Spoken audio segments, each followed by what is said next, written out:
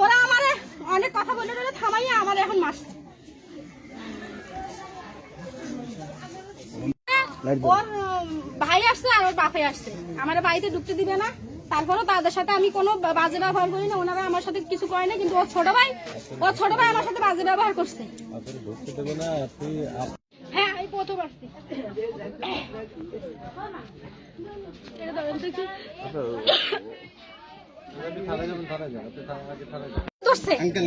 ওরা তো আমার একজনও ধরে না, আমার কোথায় ছুটে নিয়ে গেছে, আমার পর্যন্ত হাত পাইনি নিয়ে গেছে।